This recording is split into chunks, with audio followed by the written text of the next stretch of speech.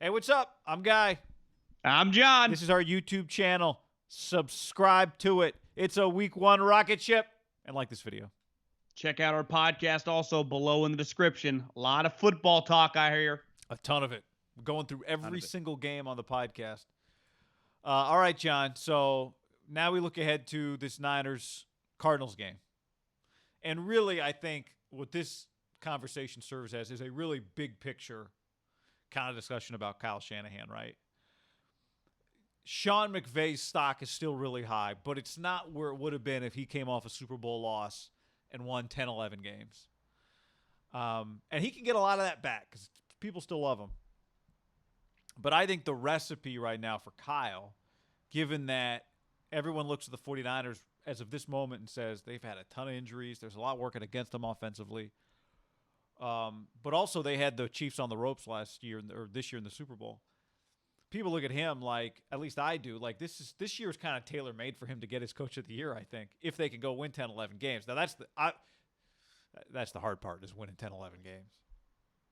I personally, as much as I like watching a great player become a great player in any sport, I like watching a coach, especially in football, because you really feel it, right? A tactician, just become a star. And we've seen it a lot. I mean, we've seen it with the leaders too, right? Over the years with the Harbaughs, Tomlin, Dabo in college.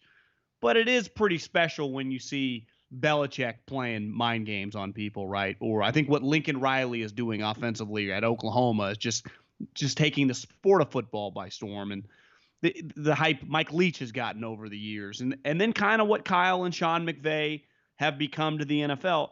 I would say the one thing that, McVay, the burning light around him has dimmed a little. But if you were to defend him, in his 3 years, the shittiest season he had was 9-7. Right. And we always talk about, if your low point is like the Pete Carroll Seattle Seahawks of their decade, they went 9-7. That's the worst year they've had, 9-7.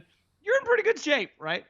And I think Kyle, now listen, this team he took over was really terrible. And those first 2 years were rough. Now, you got to put it into context, right? They were 1-10, and Jimmy shows up. They win their last games. Some hype going into that last season. Probably weren't going to be, we were a year ahead, but they would not have been drafting 2 overall if Jimmy doesn't tear his ACL, right? But we'll never know, and they lost a ton of games. Then last year was like, okay, this is the Kyle we thought. Well, part of being, and I think the way Kyle's talked about now, especially offensively, right? Right there with Andy, right there with Sean Payton. Well, those guys have a resume. I'm not even talking about the ring. It took Andy 22 years to get a ring. It took Sean much quicker, right? He got the job in 06. He got by it like 2000, second or third year, his third year as the head coach, right? Yeah, he got it fast. But like both of those guys, regardless when they got their ring, have 15, 20 years consistently winning. You can miss the playoffs here and there, but you win all the time. Fourth year, 09. But he won 10 games his first year. Yeah, and kind of remember with Reggie Bush, and they were sweet. I do think there is an element of I'm watching this documentary on Netflix, or I watched it on Barcelona and the great Messi teams of like 2008 to 2012. They're considered the greatest soccer team that ever played. And obviously Messi is now considered the greatest soccer player ever, but they hired Pep. I can never say his last name. He's a bald guy, skinny. Pep Hamilton. Pep Guardiola. Guardiola. I can't say his name. But I'm a big European soccer guy now, because their documentaries are fantastic. Maintaining that is the hard part. Being all in for like 3 weeks is the easy part. I've done it. I'm just saying, I enjoy much more just consuming it on the peripheral, like on the outside. I don't need to be all in, but they've earned my respect for just how big it is, how cool it is. No, but it's not necessarily like I would. Yeah, but if you told me like the EU, the La Liga final, and it's Barcelona against Real Madrid or something like that, I would watch if it's on my TV. Right. But my point is, I'm just saying being all in is easy until it's like, all right, here's a season. How many games did you watch? Yeah, again, when I say all in, like I'm all in on football and all in on the PGA Tour. Here's what I'll say. Like I enjoy baseball and basketball. I enjoy the European soccer. I have a lot of respect for it now. Now, it's just easier to consume in America, baseball and basketball. If soccer was just on, like the big teams with 80,000 people going nuts at like 7 p.m. when I'm sitting on my couch, I would watch. Yeah. Definitely pay attention more. But this guy Pep became this soccer star as a head coach, and the way everyone on the team talked about him is just like they all say he's the best tactician I've ever been around, the best tactician I've ever been around. Every guy, the guys that loved him, like Messi, and then the guys that he traded or hated him, talked about. They all spoke about him like that. And I think pretty consistently, everyone that speaks around about Kyle, and I'm not just talking about 49ers, right? We've talked about Austin Hooper and guys with Atlanta going back to Washington. They all say, this guy is a football genius. Like, if one guy says it, you're like, well, maybe that player just likes him. When guys that don't even like you or you've cut say that about you, it's just like, yeah, this guy, it's fair to say this guy is a football genius. And the irony is they said that Pep is a football genius too, but it's just football. That part of being a football genius, then you just have to win. And I'm talking win consistently. And I think that's for Kyle in 2020, like having another good season, making the playoffs, and maybe winning another playoff game is like that. That's how you establish, like, no one can even argue where we're at, because we're already putting him as like a top 3 coach around guys that are in their 50s and 60s that have not even just, like I said, winning the Super Bowl. It's about just winning consistently. And that's the pressure I think that Kyle faces this year. And I don't think he feels that pressure, but just the way he's talked about to equal, on the field, they have to kind of match up. Yeah, I think the other element that he has, it's not just winning. I think a big part of it, and Bill has had it for many years. Peyton has it. Andy has it. It's blowing teams out. Pete Carroll has it. Well, but see, that's where Pete does it. I think for the offensive or defensive coaches, it's just about – even Harbaugh – they weren't blowing people out, but it always felt like they could suffocate you defensively, even though Harbaugh wasn't really a defensive guy. It was just they were playing the style that was so different than what everybody else is playing. But specifically to Kyle, I think what he has, what Belichick does, what Peyton does, and what Andy does. You were talking Jim Harbaugh, not John Harbaugh. Yeah. And I don't know that – I don't really think of Pete this way, but I think what those 4 guys do, and definitely what Kyle has done that the other 3 do, is you have times where you are just kicking people's ass, right? Where it's like, did they score 50? Is that 45-10? It's one thing. I think we get used to football games that are 46-38, right? But it's one thing to look up and see a bunch of 41-17, 31-3, 51-13. I'll never forget the Carolina game last year. It was just like, and now Carolina was bad, but it was like, you don't belong on the field. And it was immediately obvious, right? The Packer games. They were second in points last year. They were third in point differential. The Ravens were 1 in point differential, and the Patriots were 2. Like, that's the other part of this, is they weren't just 8-0 to start the year, and then it was like, well, what about their schedule? Well, they finished 13-3 and went to the Super Bowl, but they were also second in the league in scoring, behind only one of the greatest offenses we've seen, and just because Lamar was so unique.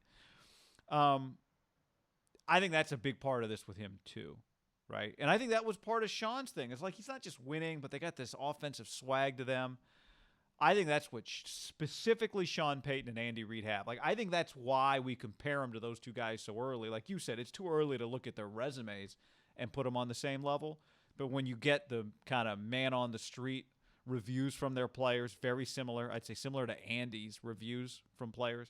But also when you watch the games, you go, when this guy has the advantage, he takes full advantage of the advantage. And then in these other games where it's him against the Seahawks, where it's him against Andy, he's got the lead in the second half of the Super Bowl, where it's him against Sean Payton, it's just an absolute rocket show, 48-46. Like, I think he answered so many of those questions, right? It was, though, I think when we went in the Saints game, it was like, okay, here you go, head-to-head with this guy. What are you going to do? And he was phenomenal. Head-to-head with Andy and Mahomes. What are you going to do? And he was phenomenal. So I think that's how he's packed in 1 year, really. But I would say even the first 2 years where it wasn't good, was it 6 wins and 4 wins? We were watching it going, could anybody else win this many games with this quarterback? Could anyone else make Nick Mullins look this way? Could anybody? So I think he got a lot of credit. I think part of the reason we were so quick to give him credit last year is because we saw a lot of things that you went, I know the record tells me they suck, but I watched this guy and and he can get this roster that doesn't look like it should competing more than we think it should. And that's where I'm talking about. Like, I'm not going to budge. Like, I think he's a star coach. I've seen what I've seen. We've all seen it. But I thought he was special back when he was losing. And then when he wins, it was just validated. And like you said, he won so many different ways. He won against when he played the shitty teams. I'm going to embarrass you. When I played teams that were even supposed to be our equal, right? From Kyle's standpoint, like we're playing the Packers and they had a really good record. I fucked you up. And then when I played guys that how about Mike Zimmer too, right? Yeah, and Zimmer. And then I played guys that are quote unquote superior in terms of resume. Sean Payton on the road, we had a 15-round knockout and I ended up knocking you out. And then Andy got me, but like not only did I belong, I controlled the game. Speaking from Kyle's standpoint, like you couldn't have answered more bells and more lines on the checklist in 2019 than he did without winning the Super Bowl, right? But I do think if you can rattle off a couple more years of just being a dominant team, going to the playoffs, giving yourself a chance in the dance, that's how you become an unarguable player. Like we're talking about the Pep guy, Barcelona started kicking everyone's ass and winning these championships, all the different leagues that they play over there, checking them all off. And Kyle's already like, now he's won a division, he's won an NFC. If in the next 3 or 4 years he can win a Super Bowl and just keep going to the playoffs, like he's just going to establish himself as like a Parcells, a Belichick, an Andy, a Peyton, where I think you and I say that, and I think most people believe that.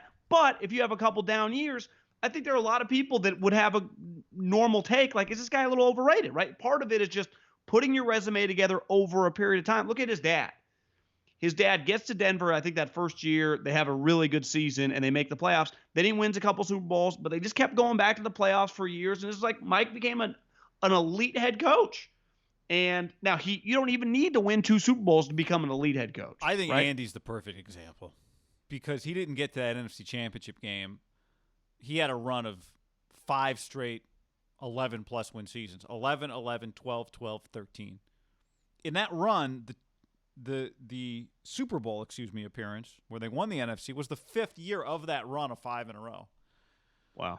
So, like, and you and I talked about it all the time. And when you say his loss, like Kyle's loss already aged pretty well because he lost to Andy Reid and Patrick Mahomes. That loss at the time, like, they didn't play as well, but like looking back 15 years later, like he did lose to Belichick and Brady in the Super Bowl, right? It's not like, he lost to that overachieving Jaguars team. Right. He lost to the Belichick and Brady. I think, and maybe this was shaded this way because you worked for him and had such a high opinion of him, and but I think even if you hadn't, I just always looked at him like he was one of the best coaches in the league, and I didn't need, especially after this KC run going into last year, I didn't need a Super Bowl for me to go, I think Andy Reid has what it takes. Like, I didn't look at him like his shit doesn't work in the playoffs, Billy Bean, right? I didn't look at him that way. I looked at him like one of the best coaches in the league because you don't go 20 years as an NFL head coach if you're not one of the best coaches in the NFL with one of the best offenses consistently through quarterback and Foles and Vic and on and on and on, McNabb, Cobb, Alex. I mean, it just was so obvious that we were looking at one of the best coaches in the league. I would say one benefit to Kyle and just the future over these next several years is you'd say the best coach-quarterback combo right now is in the other division. Or, the other conference. Yeah.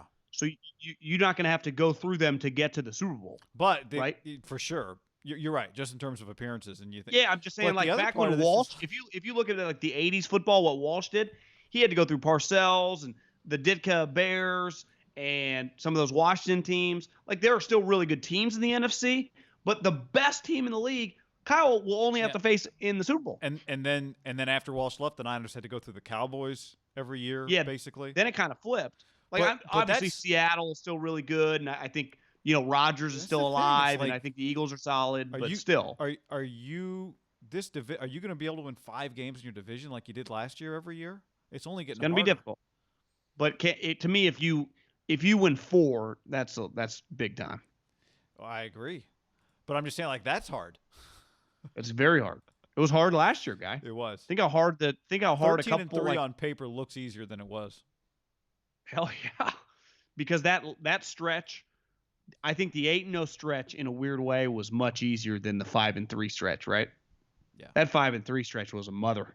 The Baltimore game, they ended up losing, but that was a war. The Saints game, both Seattle The games, Saints game, which came the right after the Ravens game. the LA Rams game that Jimmy hit the long passes that Jalen wanted to kill Taylor Rapp, and even the Atlanta game, which they lost. Like Atlanta was hot, and Julio, I don't have his box score, but it felt like 17 catches for 475 yards and a walk-off touchdown.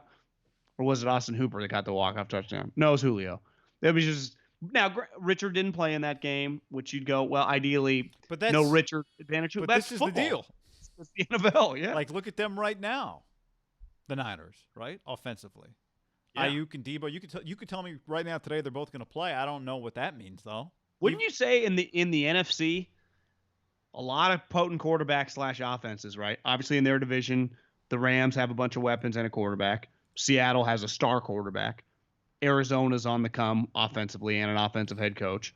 Rodgers still alive, and they got some couple dudes. Devontae's a star. Minnesota has really good players on offense and a quarterback that proved he's above average.